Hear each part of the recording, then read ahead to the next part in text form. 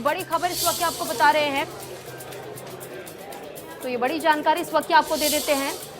गुरुग्राम में नगर निगम की मीटिंग में हंगामा देखने को मिला है दरअसल, और गुरुग्राम से बड़ी जानकारी है। नगर निगम के चीफ इंजीनियर और पार्षद के बीच झड़प हुई है, तो बड़ी खबर आपको बता रहे हैं। चीफ इंजीनियर ने पार्षद पर गंभीर आरोप भी लगाए हैं, ये बड़ी खबर है। पार्षद ने चीफ इंजीनियरिंग पर काम न करने के आरोप लगाए हैं, और साथ ही पार्षद पहले भी चीफ इंजीनियर को कई बार अभी तक धमकी दे चुके हैं। तो इस पूरे मामले को लेकर के जो जानकारी सामने आई है, दरअसल ये बताया जा रहा है कि नगर निगम की मीटिंग में हंगामा हुआ था। नगर निगम के चीफ इंजीनियर और पार्षद के बीच में झड़प देखने को मिली। चीफ इंजीनियर ने पार्षद पर गंभीर आरोप भी लगाए और पार्षद ने चीफ इंजीनियर पर काम न करने का आरोप लगाया।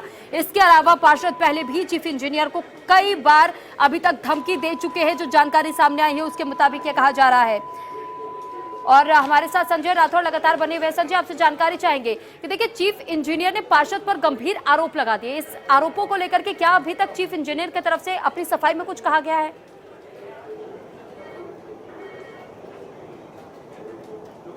जी बिल्कुल, मैं आपको बताना चाहूँगा ये कल का पूरा वाक़या है जब वार्ड नंबर 13 से पार्षद ब्रह्म यादव एमसीजी ऑफिस पहुंचे। जब उसी दौरान मीटिंग चल रही थी जिसमें कि चीफ इंजीनियर शामिल थे और उन्होंने समय मांगा, तो समय ना देने के बाद ये पूरा विवाद शुरू हुआ। जब पार्षद ने अपनी मर्यादा भूलते हुए चीफ इंजीनियर को गाली देना शुरू कर दिया और पूरी परिवार को जान से मारने की धमकी भी दी। तो ऐसे में कहीं ना कहीं एक चीफ इंजीनियर के बड़े अधिकारी को पार्षद द्वारा धमकाना तो कहीं ना कहीं शर्मसार करने वाली ये पूरा वाक़या है। जब तमाम एमसीजी के जो कर्मचारी थे उनके सामने पूरा हुआ और एक वीडियो जो वायरल और उसमें साफ तौर पर यही देखा जा रहा है कि जो पार्षद है चीफ इंजीनियर को धमकाते नजर आ रहे हैं और साफ वो इतने धमकी जरूर दे दी है कि यहाँ से उनका ट्रांसफर तक करा देंगे। तो ऐसे में कहीं ना कहीं एक काफी गंभीर विषय है कि एक अधिकारी को पार्षद इस तरीके से लताड़ता है। और इससे पहले भी जब नगर निगम की हाउस की बैठक चल रही थी उस दौरान भी पार्षद और चीफ इंजीनियर के बीच कहासुनी हुई थी और उसका सीधा असर अब देखा जा रहा है। हालांकि जिस तरीके से चीफ इंजीनियर ने पार्षद के खिलाफ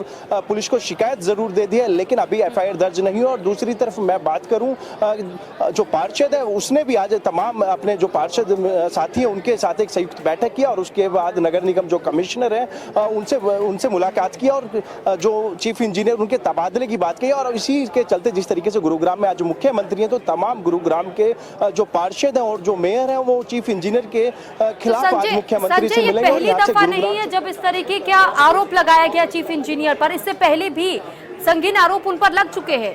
तो ये इस तरीके की स्थिति आखिर बनी है क्यों? जब पहली बार ये आरोप लगाए गए थे तो उसी वक्त कार्रवाई क्यों नहीं की गई थी?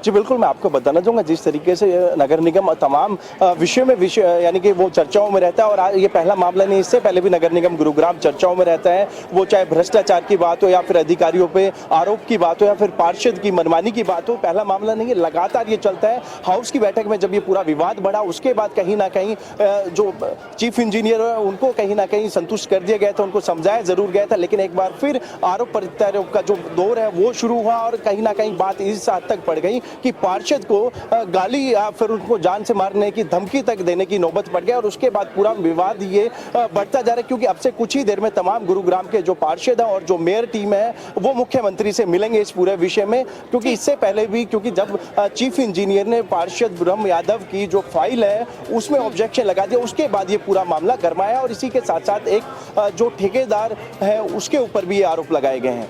ठीक संजय, चलिए बहुत धन्यवाद आपका तमाम जानकारी हम तक पहुंचाने के लिए।